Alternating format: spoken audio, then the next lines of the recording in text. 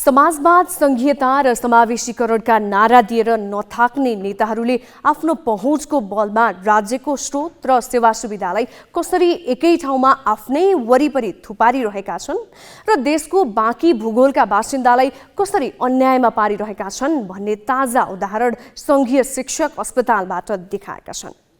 यही देशको ठूलो भूभागमा पर्याप्त स्वास्थ्य पूर्वाधार र सेवाको उपलब्धता नहुँदा सुत्केरीले ज्यान गुमाउनु पर्ने अवस्था छ भने अर्कोतिर एउटै शहरमा 50 सय भन्दा माथिका 19वटा अस्पताल भइरहेकै अवस्थामा थप 300 शय्याको अस्पताल बनाउन राज्यको ठूलो स्रोत साधन खर्चिँदैछ।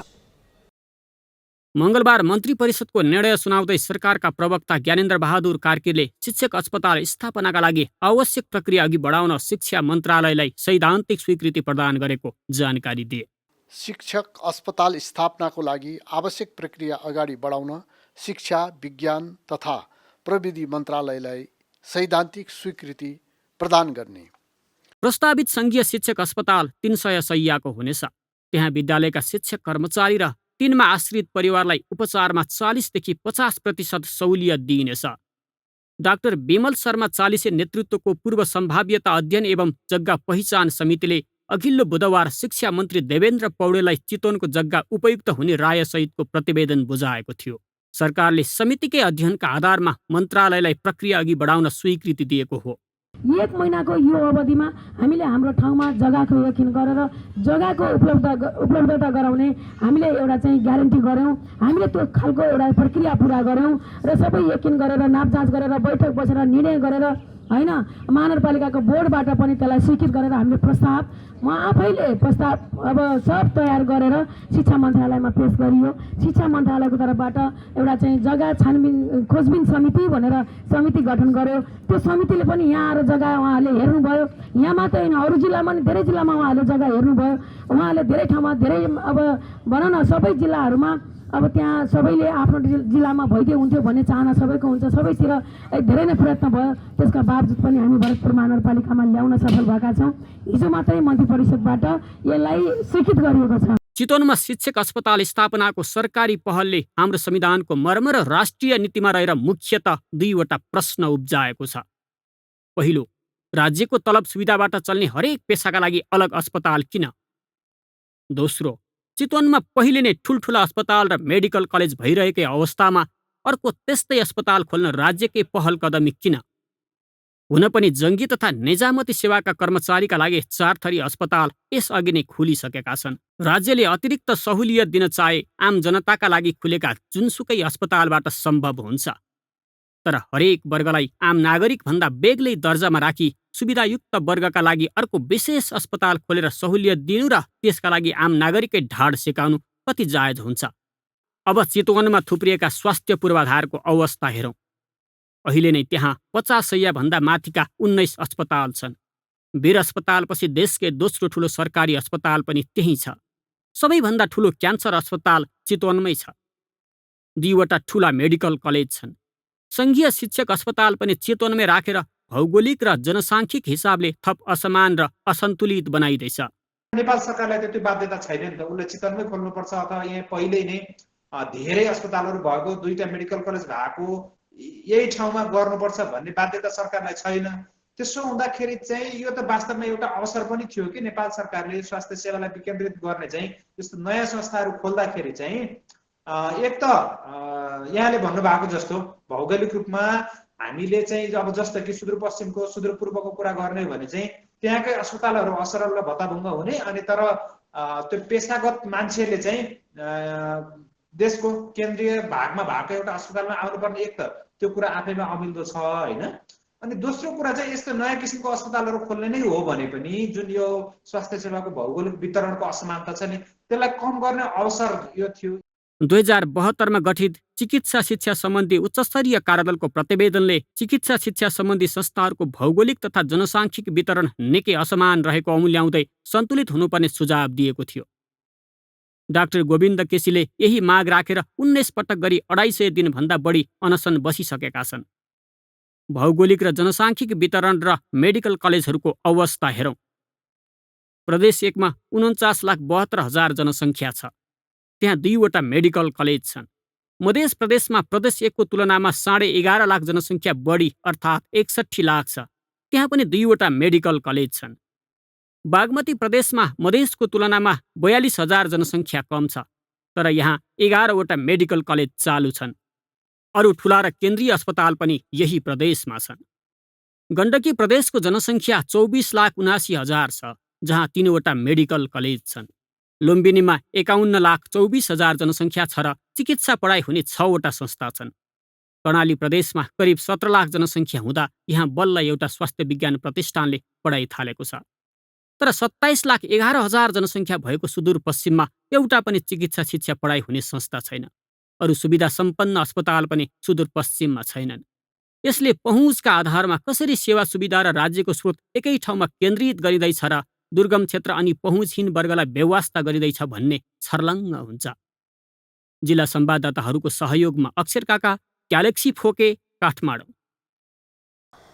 पहुँचवालाहरूले सेवा सुविधा र राज्य स्रोत आफ्नै कब्जामा राख्न खोज्ने प्रवृत्ति नयाँ होइन। अहिले चितवनमा पनि प्रभावशाली नेताहरूले आफ्नो प्रभाव देखाउन देशका अरू भागमाथि अन्याय गरेर अर्को बहादुरी देखाएका छन्। 2टा ठूला मेडिकल कलेज, काठमाडौँको वीर अस्पताल पछिको दोस्रो ठूलो सरकारी स्वास्थ्य संस्था, देशकै ठूलो क्यान्सर अस्पताल रहेको चितवनमा संघीय शिक्षक अस्पताल पनि स्थापना गर्ने प्रक्रिया अघि बढिरहँदा पहुँचका आधारमा स्रोत आफ्नो पक्षमा पार्न सकेकामा राजनीतिक नेतृत्व पनि दङ्ग देखिएको छ। चितवन अहिले मेडिकल सिटी मात्रै बन्दै छैन, राजनीतिक शक्तिको क्रीडास्थल पनि बन्दैछ। काङ्ग्रेसका पूर्व सभापति सुशील कोइराला देशको प्रधानमन्त्रीसम्म भए। उनको मताधार चितवन नै थियो र स्रोत साधन आफ्नो निर्वाचन क्षेत्रमा पठाउन सक्दो प्रयास उनले गरेकै हुन्। माओवादी अध्यक्ष पुष्पकमल दाहालले चितवनमा जरा गाड्न भरतपुर महानगर प्रमुखमा छोरीलाई जिताउनका लागि गरेका अनेक खेल खण्ड त छँदैछन्। अहिले राज्य स्रोतकै सहारा लिइरहेका छन्। नेकपा विघटन र एमाले विभाजनपछि एमाले अध्यक्ष केपी शर्मा ओलीको आँखा पनि चितवनतिरै छ। त्यसो त एमालेका 2 जना उपाध्यक्ष सुरेन्द्र पाण्डे र रामबहादुर थापाको क्षेत्र चितवनमै भएकाले एमाले प्रभाव क्षेत्रकै रूपमा हेरेको छ। राप्रपाका नेता विक्रम पाण्डे पनि चितवनकै हुन्।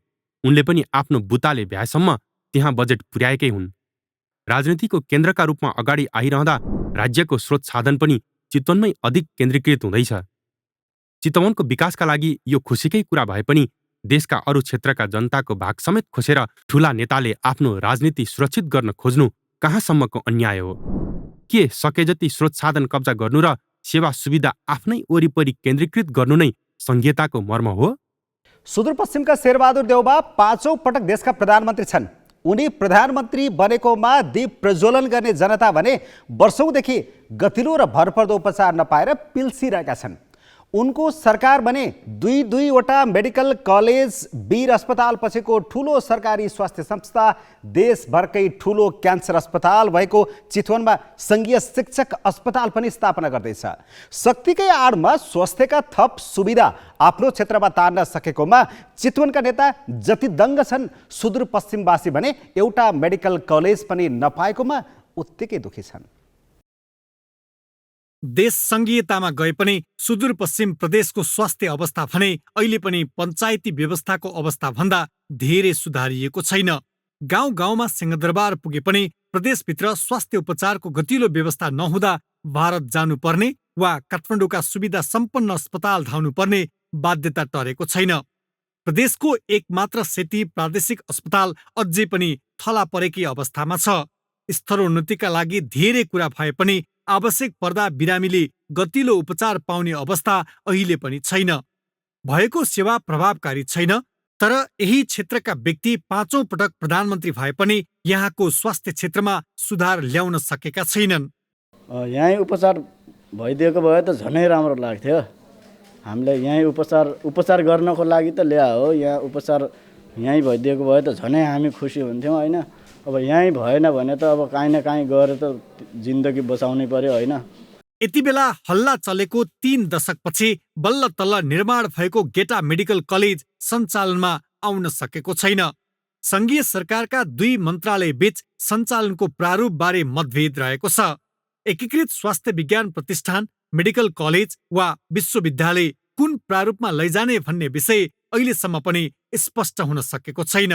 यो अहिलेसम्म सञ्चालन मोडालिटी आएर सञ्चालन भइसक्नु पर्थ्यो हैन। पूर्वाधार बनिसकेका पनि डिएलपी पिरियड पनि सिद्धिसक्यो, यिनीहरूको ग्यारेन्टी पिरियड पनि सिद्धिसक्यो, अझै 6 महिना बढी भइसक्यो।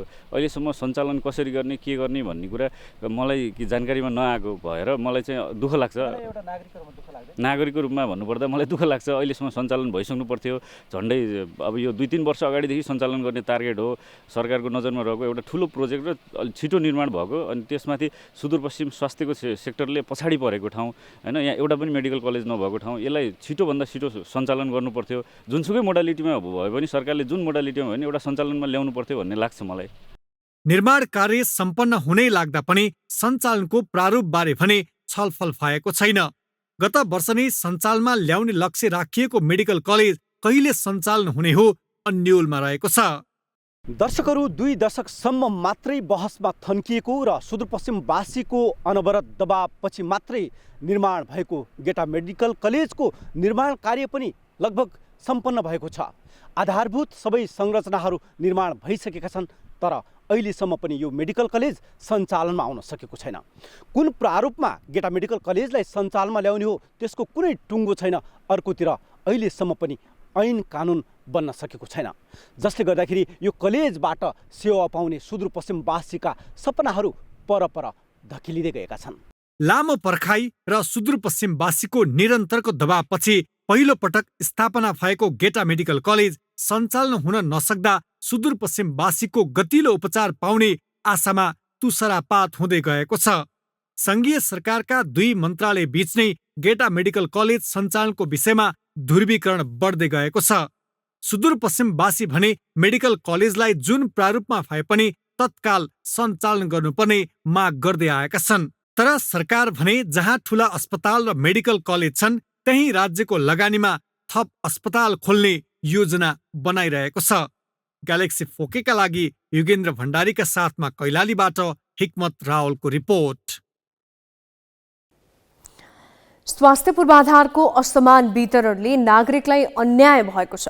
अझै राज्य स्रोत पहुँच हुनेले त एकै स्थानमा धेरै पूर्वाधार थुपारेका छन्। कतै थुप्रने र कतै हुँदै नहुने अवस्थाका कारण सहज रूपमा स्वास्थ्य उपचार पाउने नागरिकको नैसर्गिक हकको हनन भइरहेको छ।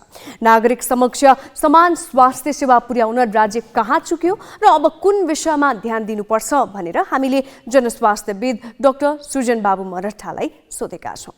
अहिले हेर्दा सुदूरपश्चिम प्रदेशमा, त्यसै गरी कर्णाली प्रदेशमा चाहिँ हामीले चाहिँ जुन संस्थाहरू, स्वास्थ्य संस्थाको उपस्थिति नै कम, त्यसै गरी त्यहाँ मानव संसाधन स्वास्थ्यसँग जोडिएका जुन हामी ह्युमन रिसोर्सेस भन्छौँ उहाँहरूको पनि उपलब्धता पनि कमी, यी पक्षहरूले गर्दा चाहिँ ती क्षेत्रहरू लगायत इभन अरू प्रदेशका पनि विकटका क्षेत्रहरूमा त्यही किसिमले जनताले चाहिँ सेवाको प्रत्याभूति गर्न पाएको परिस्थिति छ। यो कारण के हो भने हामीले यी संस्थाहरू विकास गर्ने क्रममा आवश्यकताको सिद्धान्तलाई चाहिँ हामीले बुझेनौँ। हामीले जनसङ्ख्या, भूगोल र त्यहाँको आवश्यकता अनुसारको हामीले स्वास्थ्य संस्थाहरू तयार गर्दै जाने हो। जस्तो सुदूरपश्चिममा भन्नुहुन्छ भने सुदूरपश्चिमाञ्चलमा अहिलेसम्म कुनै पनि हामीले चाहिँ एउटा मेडिकल कलेज पनि छैन, त्यहाँ ठुल्ठुला अस्पतालहरू पनि छैनन्। त्यसै कर्णाली प्रदेशमा पनि त्यही छ। आखिर सबै जनताले तिरेको ट्याक्सबाट नै हैन, त्यसबाट नै हामीले चाहिँ संस्थाहरूको निर्माण र हामीले चाहिँ सञ्चालन गरेका छौँ। यसमा चाहिँ हामी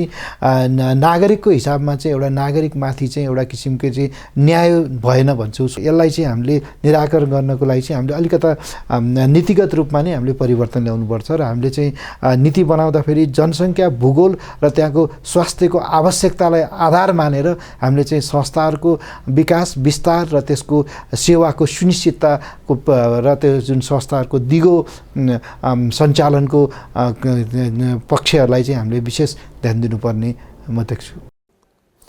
सेवा सुविधाको सन्तुलित वितरण लोकतान्त्रिक राज्य व्यवस्थाको प्राथमिक शर्त हो। स्वास्थ्य सेवामा सबै नागरिकको समान पहुँच सुनिश्चित गर्नु कल्याणकारी राज्यको प्रमुख दायित्व हो। सरकारले पेसा, व्यवसाय वा जागिर गर्न सक्नेबाट उठाएको करबाट विपन्न, अशक्त र रोजगारहीनलाई सुविधा दिनुपर्ने हो। तर यहाँ नागरिकको ज्यान जोगाउन अत्यावश्यक सेवा पनि पहुँचवालाहरू आफ्नै वरिपरि मात्र केन्द्रित गर्न खोजिरहेका छन्, जुन विडम्बनापूर्ण छ।